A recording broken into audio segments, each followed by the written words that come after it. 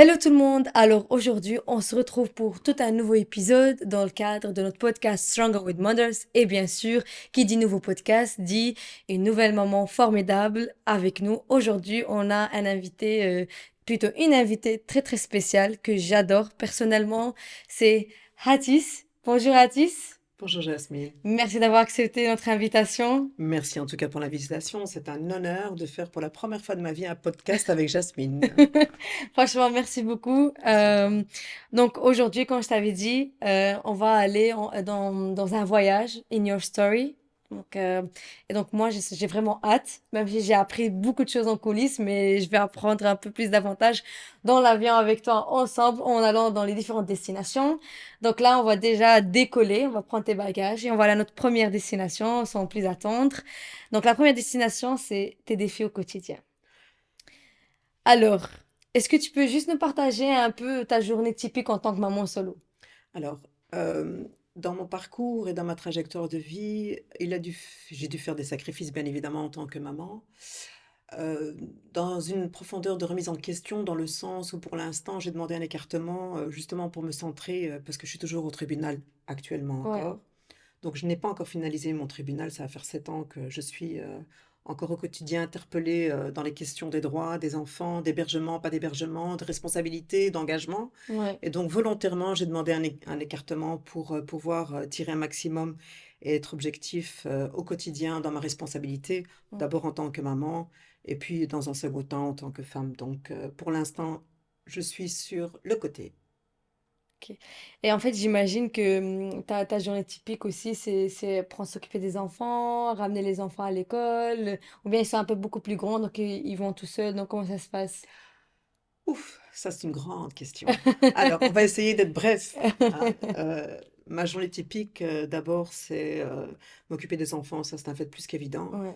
C'est d'abord être attentif à leur épanouissement, essayer en tout cas du moins, parce que c'est pas évident en tant que maman solo, Ouais. être attentif justement à l'offre et la demande, bien évidemment, Ouais. c'est-à-dire aux réunions des parents, aux inscriptions, aux demandes, quelles qu'ils soient, soit de kiné, soit de logopédie. Ouais. Et donc souvent, une maman solo, en tout cas je parle pour moi en l'occurrence, pour l'instant, ma priorité, c'est surtout la mise du bien-être par rapport à l'épanouissement de mes enfants. Ça, c'est ce qui prédomine pour moi le quotidien, encore aujourd'hui actuellement. Et en sachant qu'elle a quatre garçons. Non, trois Ah, trois garçons garçons et une et une fille. fille. Ah, Trois d'accord. garçons et une fille. Pardon. Voilà. Alors, j'ai deux grands garçons qui sont déjà indépendants, Ouais. et puis j'ai deux enfants qui sont plus en bas âge, parce que voilà, tous les deux sont 13 ans pour mon dernier et ma fille qui va sur ses 17 ans. Ah oui. Et donc j'ai encore deux enfants qui sont avec moi, et heureusement d'ailleurs qu'ils sont là, parce que j'apprends à travers les grands, j'apprends à travers les petits à pouvoir jongler justement la cause de cette maman solo qui est mon cas en l'occurrence aujourd'hui, et pour lequel je me plains pas. C'était une volonté pour moi de Ouais. mettre une fin dans cette relation, quoi. Tout à fait. Et quels sont un peu tes défis au quotidien, ou bien même tes défis que tu as eu au courant de ta vie en tant que maman solo? Oui, la question. La question. Alors, je pense pas que je suis une exception en tant que maman solo dans les défis au quotidien par rapport à l'organisation, la réorganisation, le bien-être d'abord Ouais, des enfants qui prédomine avant tout. Mais la question de l'enfance par rapport à l'épanouissement en tant que maman solo, par rapport au divorce, est ouais, quand même une question très très épineuse. Elle est épineuse à plusieurs égards. Elle est épineuse à l'égard justement du droit, de la responsabilité, de l'engagement.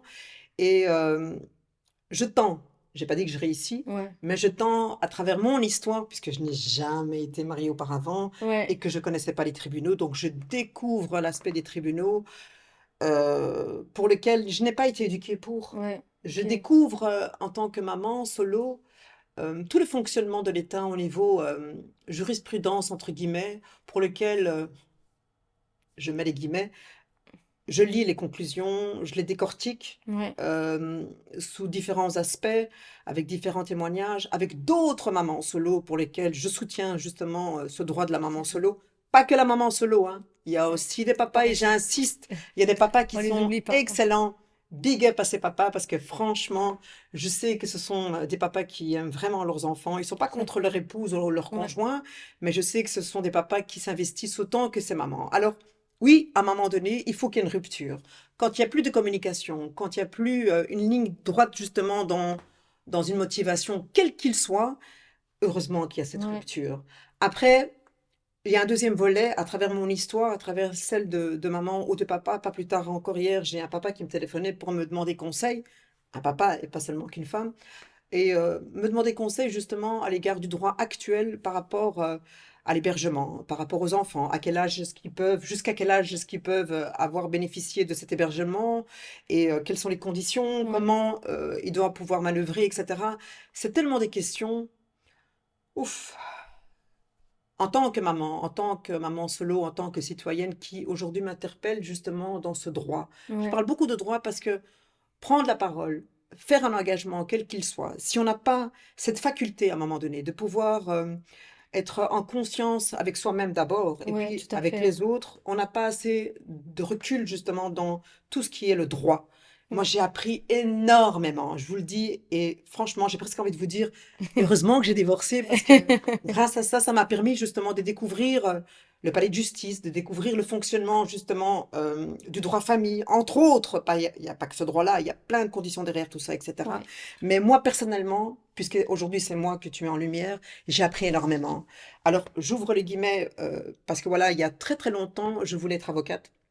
Et la plus belle chose que mon avocate m'ait dit lors d'une séance, c'était, je me souviens, une des toutes premières, euh, quand elle a vu mon interpellation justement dans mon droit, je réclamais juste Tout mon à fait. droit et la responsabilité réciproque à un moment donné qu'elle soit reconnue. On ne parlait pas de pension alimentaire, on ne parlait pas des droits d'hébergement, on parlait de mon droit de la reconnaissance Ouais. intellectuelle, morale et émotionnelle à travers les enfants. Alors, il y a trois volets. La première, c'est que cette avocate qui, à l'époque, je ne vais pas citer son nom parce qu'il y a plusieurs avocats, et pour moi, quelque part, c'est discrimer un avocat ou une avocate Ouais. dans ses compétences, et ce n'est pas là du tout le cœur du sujet. Mais je veux dire, heureusement qu'ils sont là. Et donc, cette avocate m'a dit, vous savez, je dis non, je ne sais pas.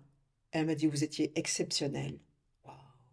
J'ai envie de vous dire, quand une avocate qui défend votre cause, votre histoire, votre vécu, vos droits, arrive à me dire à moi personnellement en tant que maman, vous avez été exceptionnelle, et elle m'a rajouté, vous avez loupé votre vocation. Je lui ai dit que je ne l'avais pas loupé, mais que je le faisais différemment, d'une autre manière, intellectuellement d'abord, avant tout et pour tout. Après, ça s'est pas fait sans peine, bien évidemment. Quand on arrive à un moment donné dans un conflit parce qu'il n'y a plus d'échange, les mots n'ont plus de place, Ouais. malheureusement, on arrive au tribunal. Tout à fait. Ouais. Mais ce malheureusement pour quelqu'un comme moi, pour ceux qui me connaissent, savent très bien que le côté négatif ne m'intéresse pas, c'est le côté objectivité, réalité qui fait que Mhm. moi je le transforme en positivité. Ouais, tout à fait. J'aime la positivité dans les événements, j'aime à un moment donné pouvoir sortir une ébauche de ce qui était pour arriver vers un meilleur. Alors c'est pas de l'utopie, c'est un combat qui continue encore aujourd'hui. Ouais. Alors le deuxième point, c'était ceci. Le troisième point, c'est qu'à travers mon divorce, Ouais. aujourd'hui je fais bénéficier des mamans qui me téléphonent ou des papas, qui me demandent une réactualisation de l'actualité, aujourd'hui au quotidien, entre autres par rapport à différents députés et merci à vous les filles pour ce combat que vous menez par rapport aux mamans solo, Ouais. parce que je suis très fort l'actualité au niveau politique, bien évidemment. Mais le troisième point, c'est que souvent, ces citoyens, femmes ou hommes, ne sont pas très bien écoutés, ne sont pas très bien entendus. Alors des fois, je me dis, il y a un gros problème avec la justice et le droit, Ouais. hein, parce que souvent, quand on arrive dans un conflit, euh, il faut à un moment donné une réflexion, une sagesse, une prudence aussi, bien évidemment, dans les mots qu'on va utiliser, parce que ça va impacter indéniablement. Et donc voilà, il m'arrive souvent, un peu moins maintenant, parce que j'ai été blessée, donc les gens m'ont contacté pour me demander quel était mon avis par rapport à leurs conclusions. Donc ça veut dire, ces gens-là, je rentrais en contact avec elle ou il, Ouais. on faisait un petit break pour que je puisse lire leurs conclusions, donner mon avis, apporter à ce moment-là une visibilité, pas du tout en tant qu'avocate, hein, parce que je ne le suis pas, mais chapeau à ce métier que j'apprécie beaucoup, entre autres, mais j'apporte mon témoignage à travers mon histoire, à travers nos échanges, Ouais. et de là découle à ce moment-là une objectivité au quotidien pour lequel ces papas ou ces mamans peuvent réinterpeller Mhm. l'avocat ou le ou la avocat et arriver à ce moment-là avec des conclusions beaucoup plus objectives qui, à un moment donné, collent avec le moment, le quotidien par rapport à leur Ouais. envie, quoi. Ok. Tout à fait. Franchement, c'est fort, hein, parce que genre ça t'a forgé et ça a permis de d'aider d'autres personnes en fait en même temps. Donc ça, c'est super fort. Tout à Mais fait. là, on va se retrouver dans une deuxième destination. Donc on va prendre tes bagages et on va s'envoler vers la gestion financière. Je Ouf. pense que c'est un des destinations les plus compliquées pour les mamans solo et papas solo. En fait, comment vous avez réussi à gérer vos finances en tant que parent solo, en tant que maman solo, quoi? Quelle question. Alors, deuxième voyage à travers le temps. La gestion économique pour quelqu'un qui décide à un moment donné d'aller vers le droit de pouvoir s'épanouir, ce qui est mon cas. Euh, Au niveau de ma demande justement de divorce et de séparation, la gestion économique est quelque chose, franchement, d'une extrême violence. Il n'y a pas de mots pour décrire cette gestion économique parce que il y a plein d'ancrages qui arrivent à ce moment-là dans ce contexte économique où on se retrouve plus qu'avec un Ouais, salaire au lieu de deux. tout à fait. Et gérer un salaire en ayant des enfants, qu'on n'en ait qu'un ou qu'on peut en avoir plusieurs, on rentre dans un conflit de difficultés au quotidien. C'est-à-dire, il y a plusieurs aspects là-dedans. Comment moi je suis arrivée personnellement, ouf. Honnêtement, je me pose encore la question aujourd'hui. Comment j'ai fait pour arriver? Après, Jasmine, je te le dirai, je suis très bien entourée. J'ai une Mhm. chance. Merci, Pour merci mes arriver à amis. ce point-là dans une autre J'ai une destination. chance, exactement. J'ai une chance d'être très bien entourée. D'être peut-être blonde, mais ça c'est un détail. Il faut cacher les cheveux gris, je fais de l'humour. Mais la gestion financière a été quelque chose d'une extrême violence. D'une extrême violence parce qu'à un moment donné, quand on se retrouve à dire non, non à ses enfants, c'est quelque chose pour une maman solo qui est terrible. Oh, de ne pas pouvoir leur donner ce qu'ils demandent, ce sont des enfants, et donc c'est quelque chose d'une extrême violence. Où je trouve personnellement, désolée de l'émotion, mais ça fait partie de la personnalité, mais de dire non à ses enfants, non sur des détails, non sur des activités, non sur un voyage, non sur des envies. Je pense que cette difficulté économique est la plus difficile à gérer quand on demande son droit justement et d'aller vers le divorce parce que on rentre dans des conflits où on n'est pas préparé économiquement, où on n'est pas informé assez. Je précise et je tiens à le dire. Quand on réclame son droit, que ce soit un père ou une mère, on n'est jamais assez informé et souvent on est dépendant de ses relations, de ses contacts, de son réseau et de ce réseautage personnel pour avoir la formation. Et donc, la violence économique dans un divorce est d'une extrême violence. Extrême violence. Pouvoir dire non à ses enfants à un moment donné, j'ai assez d'expérience dans ma vie, mais une des plus difficiles a été celle-là. De dire non à ses enfants, ça a été quelque chose d'extrêmement violent. Alors, beaucoup me diront, mais tu sais, il y a les frais extraordinaires, la pension alimentaire. Je tiens à remercier aujourd'hui, personnellement, ceux qui ont pris le courage à bras le corps. Je parle de ces mamans solo qui, à un moment donné, ont mouillé la chemise pour réclamer leurs droits, entre autres à travers le sécal. Le sécal, il y avait un certain plafond. Et lorsqu'on travaillait en tant que maman solo, trois quarts temps, parce qu'en l'occurrence, on n'arrivait pas à gérer la gestion du temps, entre autres, il y a beaucoup d'images qui me viennent aussi, et je fais partie de cela, on n'avait pas droit au sécal une, pour 20 euros, 18 euros, à tout casser, même pas 100 euros, je suis même pas à 100 euros, on n'avait pas droit au sécal. Et donc, ce droit réclamé au sécal est une grande victoire. Est une grande victoire au travers le droit de pouvoir dire oui à demi-mot et apporter une nuance à ce moment-là au niveau économique dans tout ce qui est approche. Alors, le sécal est tout un fonctionnement où l'État va rechercher chez la personne à travers un jugement qui doit être signifié, on ne le dit jamais assez, signifié aux frais de la personne qui fait la demande Mhm. auprès de la demandeur ou de la demandeuse. Et donc, ce droit du sécal est quelque chose, est une avancée. Est une avancée, il n'existe pas depuis longtemps, mais c'est une avancée qui permet de donner un souffle. Et heureusement que ces femmes-là, que je saluerai aujourd'hui personnellement, ont pu permettre justement ce souffle pour pouvoir essayer de dire oui à ces enfants pour lesquels c'était un non catégorique et ferme. Et donc voilà, merci à elles en tout cas, et grâce à elles, la continuité justement de cette volonté économique de pouvoir épanouir ces enfants. Nos enfants n'ont pas à demander. Nos enfants sont victimes justement de cette séparation. Je trouve quand même que la société actuelle, la société civile, la société politique a une responsabilité plus qu'il ne faut à un moment donné dans ce droit qui donne justement cette visibilité à ses enfants. Pour une maman, pouvoir dire non à son enfant, c'est quelque chose d'atroce humainement parlé. Et grâce au sécal, on arrive à un moment donné à pouvoir, à travers les mots, objectivité, à travers un jugement, donc on passe par le tribunal, etc., à faire Ouais. en sorte qu'on puisse apporter justement petit peu de beurre à l'épinard, pas l'entièreté, mais un tout petit peu de beurre à l'épinard. Pourquoi? Parce qu'il y a plein de lignes de compte qui arrivent dans le séquel qui se font Mhm. pas comme ça en deux clans, en deux mouvements. Il y a tout un contexte, etc., qui est trop à développer Des aujourd'hui. procédures aussi. Exactement, exactement. Mais merci en tout cas à celles qui ont pris la peine justement de se pencher légèrement par rapport à ce Ouais, droit. C'est pas le séquel, c'est un droit pas juste pour la maman, c'est un droit pour les enfants. Ne l'oublions pas, les enfants sont au cœur du sujet parce que ce sont les tout à enfants fait. qui demain feront en sorte que cet avenir va nous permettre de donner un souffle nouveau. Donc, big up à vous les enfants, je vous aime. Tous les enfants qui sont issus de parents divorcés, tous les enfants qui sont issus de parents séparés pour lesquels on leur a montré le doigt en disant ah, tu es un enfant séparé, ah, tu es un enfant divorcé. Moi, je vous le dis aujourd'hui, face à caméra, chapeau à vous les enfants. Et sachez une chose, si je dois me battre, Tout je à me fait. battrai pour mes enfants et pour vous Pour- aussi. Merci beaucoup, Atiché. Ça c'est le volet financier. Voilà, Jasmine, pourquoi, vous le savez pas, hein, mais derrière les décors, il y a des rideaux et on a eu une communication, Jasmine et moi. J'ai beaucoup été sollicitée pour faire ce podcast, pour donner une visibilité à travers mon parcours personnel, pour lequel j'ai décidé de donner une lumière spécifique à Jasmine aujourd'hui. Un, parce qu'elle est jeune.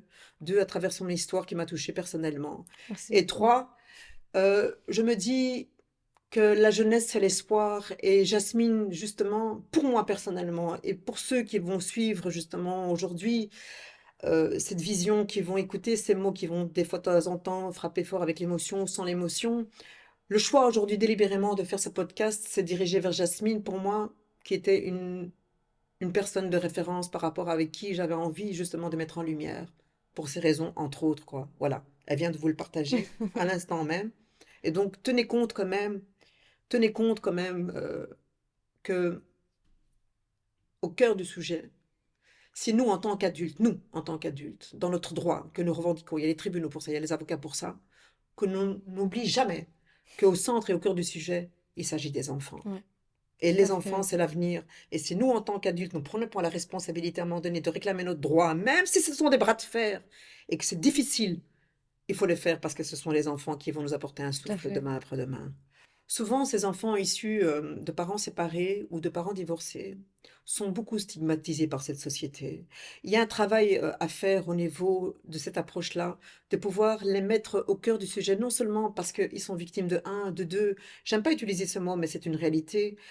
Tout enfant, quel qu'il soit, à un moment donné, a sa Mhm. place autant qu'un autre. Alors, donnez Exactement. les moyens, offrons les moyens, encadrons-les Tout à fait. spécifiquement, justement pour un avenir, parce qu'ils n'ont pas demandé à vivre ce qu'ils sont en train de Exactement, ouais. traverser, mais ils le vivent à travers une force, une détermination que rarement je trouve ailleurs. Et ça, c'est aussi Tout un à petit clin fait. d'œil à mes quatre s'il vous plaît, à moi, parce que, voilà, ils sont fort appréciés et ils ont dû faire leur place, comme toi, bien évidemment, avec toutes les difficultés qui n'étaient pas faciles, mais c'est pour Ouais. ça, particulièrement aujourd'hui, je voulais le faire avec toi, parce que pour moi, ton histoire, ton parcours, c'est un encouragement. Vous devez prendre Merci. exemple, moi, c'est mon histoire, je l'ai choisie, je suis en plein dedans. Mais Jasmine, là où elle est interpellante, c'est qu'elle est dans cette conviction de vouloir se battre pour donner justement cette visibilité à travers son histoire. Et c'est ça qui m'a personnellement émue. Et moi, je t'encourage personnellement à aller encore plus fort. Et ceux qui vont me regarder là-bas derrière l'écran, à soutenir, à Merci soutenir. Il faut beaucoup. soutenir la jeunesse, mais il Tout faut à surtout fait. soutenir avec une petite connotoriété, si vous voulez, ceux qui sont dans l'envie justement de tirer les autres, parce que je Ouais, sais qu'à travers toi, tu as c'est envie de ça. tirer la jeunesse derrière toi. Tout à On a fait. parlé, justement, Ouais, on a voilà, c'est discuté, et ça. donc voilà, ça c'est un bel exemple pour moi de soutien et de mise en lumière Vraiment, à merci travers mon beaucoup. histoire. Vraiment, vraiment, vraiment, Franchement, merci beaucoup, vraiment. Parce avec que plaisir. ça me touche énormément. Et voilà, comme tu sais, moi, je fais beaucoup de choses Tout pour à les fait. jeunes femmes, pour les femmes.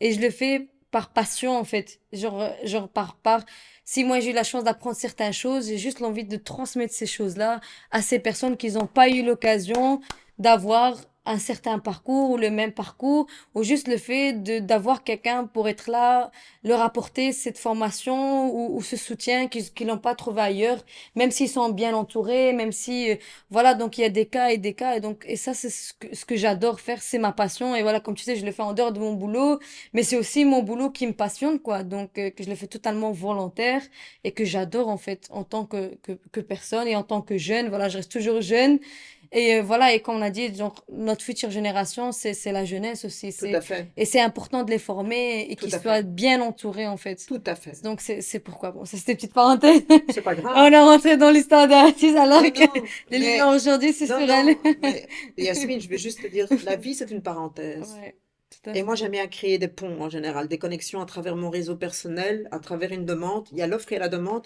Et mon rôle à moi, souvent, très souvent, c'est de Ouais, créer le lien et le pont entre les individus, les humains, dans toutes les sphères, dans n'importe quelle sphère, mais avec une objectivité, c'est justement un bien-être à tous les niveaux de ouais, pouvoir. tout à fait. Alors, ben là, on va se retrouver. Franchement, cette destination, elle était émouvante. On va aller à notre prochaine destination. Donc, elle a dit, il faut que tu prennes tes bagages. Et on va aller ben, aussi à une destination qui n'est pas du tout facile, qui est la santé mentale et le bien-être. En fait, toi, aujourd'hui, Hatis, comment tu prends soin de ta santé mentale et ton bien-être en tant que maman solo? Alors que tu as Alors, passé par des choses qui sont pas faciles du tout, quoi. comment je prends soin de ma santé mentale, émotionnelle? J'ai découvert à travers mon histoire, à travers ma vie, j'ai découvert des gens extraordinaires. Je ne vais pas citer les noms, il y en a pas mal. Euh, Ces gens m'ont permis justement d'avoir un axe d'équilibre. Il y a d'abord moi, bien Mhm. évidemment, ça c'est un fait plus qu'évident.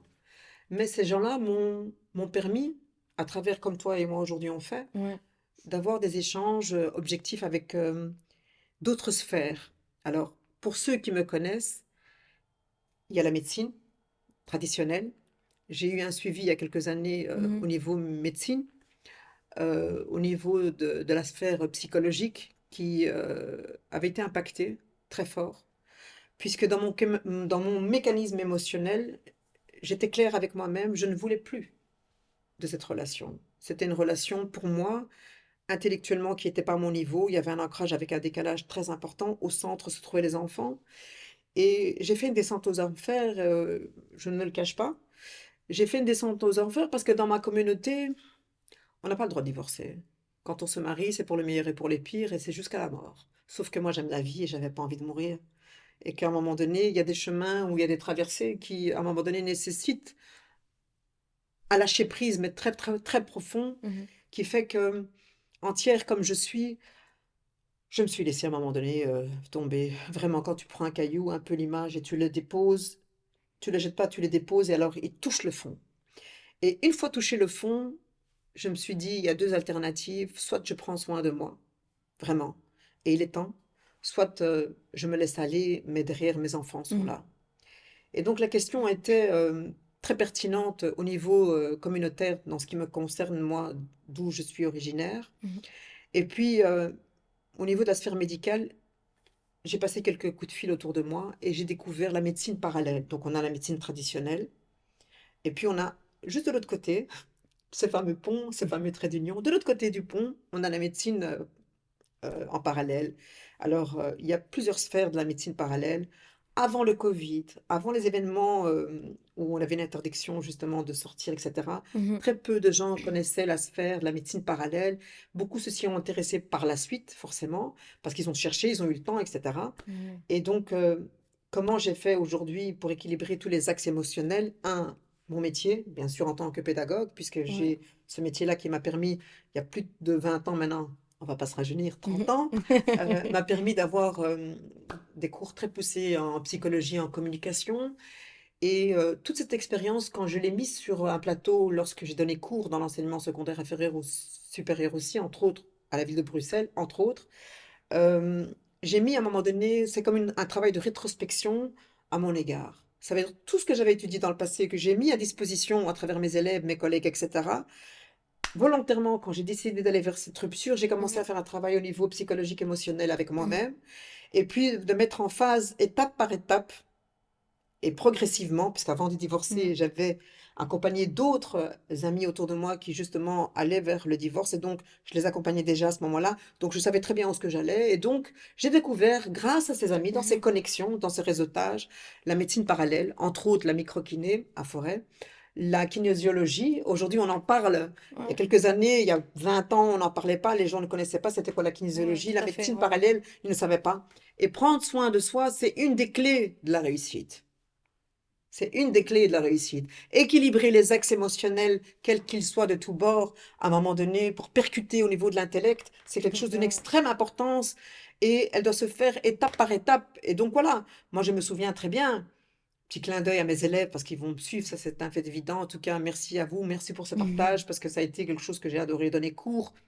C'est là où on gagne pas très bien dans l'enseignement. Parce que s'il y a bien un métier qui est ingrat, qui est issu justement de l'offre publique, parce qu'il y a les écoles privées aussi, mais qui n'est pas assez valorisé, qui n'est pas assez mis en avant, c'est l'enseignant. C'est l'enseignant, c'est l'éducateur, c'est le pédagogue, c'est l'enseignant, c'est les structures, c'est les préfets, c'est les directions d'établissements scolaires qui doivent gérer pas un problème, plusieurs problèmes. Mhm. Et donc, comme je sais de quoi je parle, cette sphère émotionnelle, moi, m'a permis justement de prendre du recul et d'y arriver à un moment donné, et puis de faire tout un travail, et ça continue encore aujourd'hui. Mais cette médecine parallèle m'a permis justement d'apporter un équilibre mental très fort. Mais c'est vrai, je le dis, j'ai eu des moments terribles, terribles. Je me souviens, quand j'ai dit que je voulais divorcer, on m'a dit, si tu divorces, on t'exécute.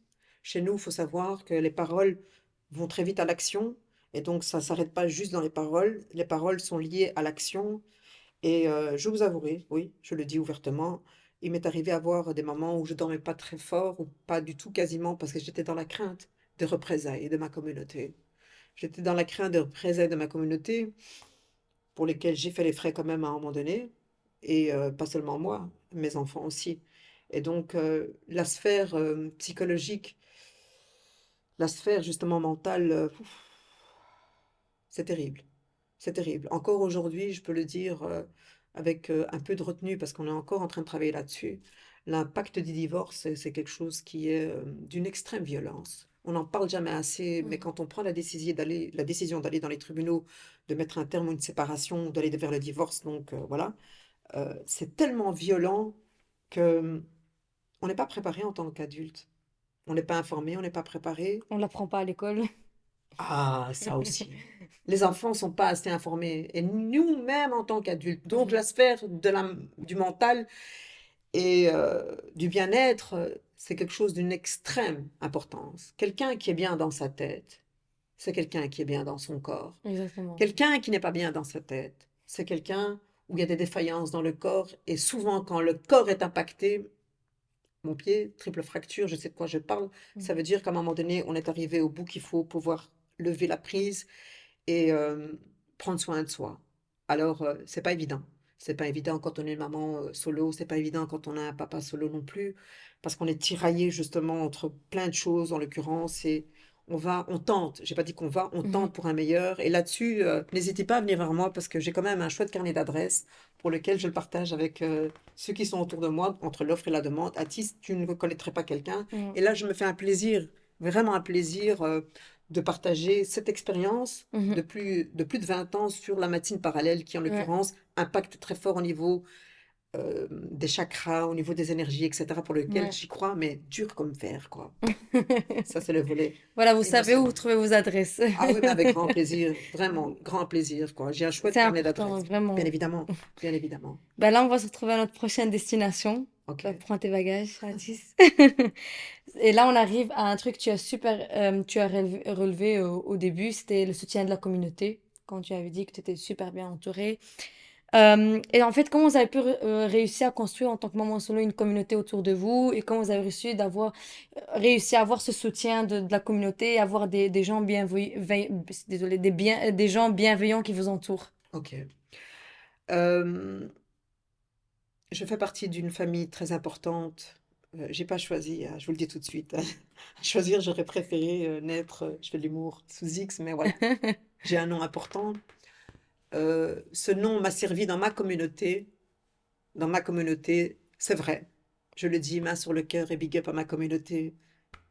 Vous êtes là. À travers ce nom que je porte, à travers le fait que ce nom est très très important dans les Balkans. Je dis ça, c'est le deuxième nom de famille le plus important et je ne le serai même pas moi-même. C'est ma fille qui aura fait des recherches en me disant, tu sais, maman, non. Elle me dit, ton nom d'origine, ok. Et le nom le plus important dans les Balkans, c'est le deuxième nom le plus important. Comme quoi on apprend tous les jours. De un. De deux, comment ma communauté réagit face à mon divorce, face à ma séparation. Je parle pas de la belle famille, là, ça a été, ils voulaient pas que je divorce. Je te dis tout de suite, ils voulaient pas. J'étais un pilier au sein de mon ex-belle famille, j'étais un pilier parce que visionnaire, parce que révolutionnaire, parce que né à Bruxelles avec une enclave, avec la tradition du pays d'origine, mais avec une vision plus globale justement dans cette ouverture, fait qu'ils ne voulaient pas que je divorce. Voilà. Le choix du divorce a été quelque chose pour moi qui était important parce qu'à un moment donné, il y avait un décalage entre le pays Mm. d'origine, parce que c'est un mariage traditionnel, mon mariage. C'est un mariage pur et dur. Mhm. J'avais pas le temps de me marier. J'étais occupée entre mon boulot, mes formations, et donc, à un moment donné, on m'a dit, il faut qu'on te marie. Ah, avec qui? La question se posait. Donc, je parle de ma communauté, et comme j'étais très fort sollicitée dans ma communauté, parce que la petite fille de faisait que le niveau était très haut, euh, j'ose même pas vous dire, on en parlait encore pas plus tard que ce matin avec ma petite belle-sœur, avec une petite accolade, faisait qu'à un moment donné, quand on fait partie d'une grande famille, quand on vient d'une famille assez importante et qu'on a une ligne de conduite importante, fait que les sollicitations, je vous assure, ça ne manquait pas. De un. De deux, j'ai choisi, moi, à l'époque, de négocier mon mariage à l'époque avec ma communauté et d'aller vers une visibilité de cette communauté pour une liberté. La liberté à tous les égards. Le mot liberté, mais qui prend ampleur à tous les niveaux. Ça veut dire intellectuel, ça veut dire moral, ça veut dire physique, ça veut dire s'ancrer, moi en tant que personne. Alors c'est vrai que je suis arrivée dans mon ex-belle famille, j'ai quand même été mariée 20 ans, c'est Ah, pas donc c'est il y a 20 ans tout ça qui c'est arrivé. exactement. Ouais, Donc j'ai quand même été mariée 20 ans dans le système communautaire, ouais. pour lequel, voilà, quand j'ai annoncé à certains que je voulais aller vers le divorce, beaucoup m'ont décrié en me disant, mais enfin, tu es libre! J'ai dit au préalable que j'avais négocié, comme quand on négocie. Alors, les sentiments, non, inexistants. J'avais décidé de ne pas mettre de sentiments dans ma relation, parce que voilà.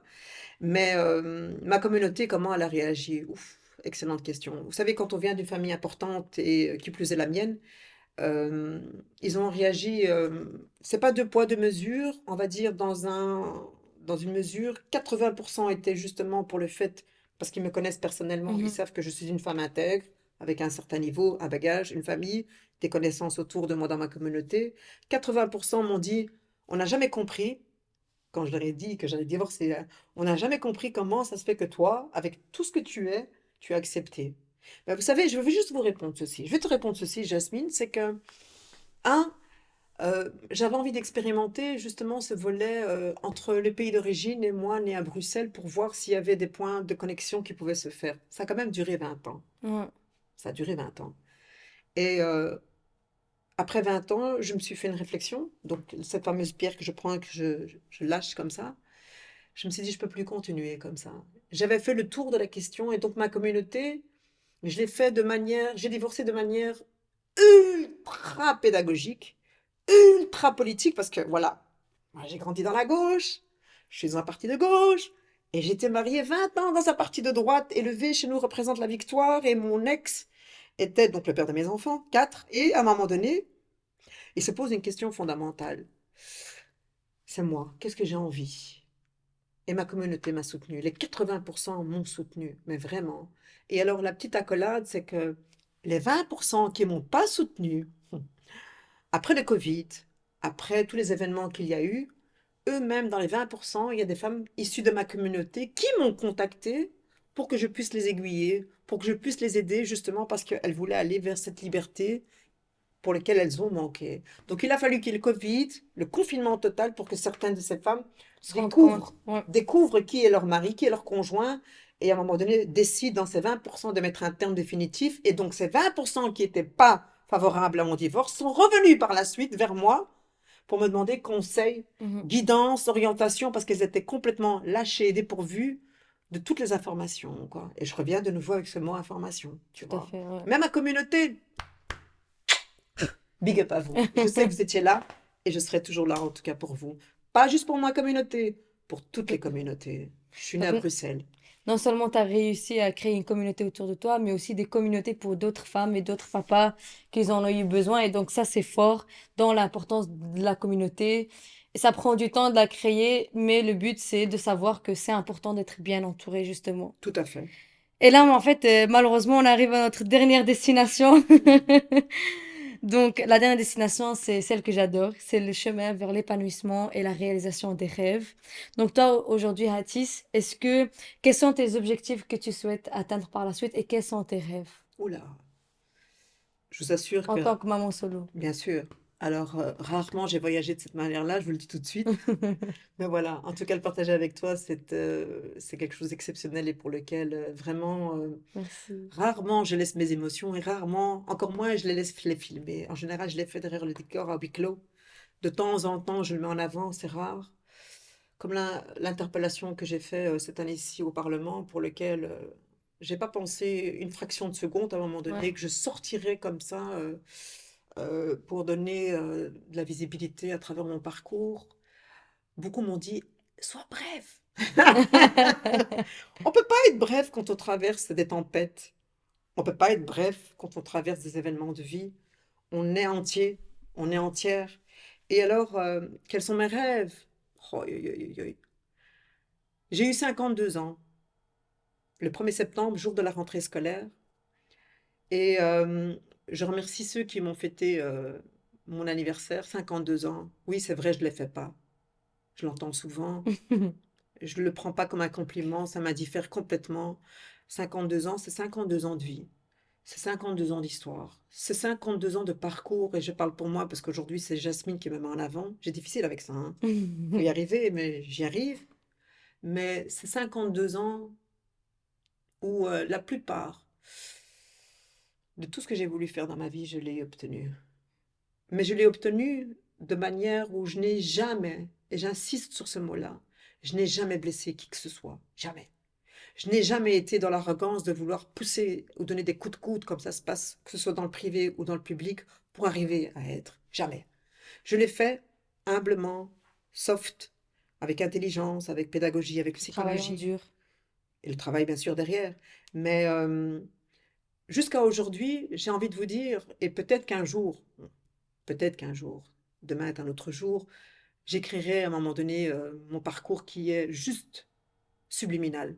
Je parle pour moi, je parle pas de mes sœurs, parce qu'on est 4 sœurs, je parle pas de mes frères, j'en ai 2, ça n'a rien à voir, on a d'autres parcours de vie, je suis l'exception, j'ai pas voulu l'être, mais le plus beau compliment, c'est mon père qui me disait, 6 frères et sœurs, à toi toute seule, donc il parlait de moi, tu vaux les 5 autres.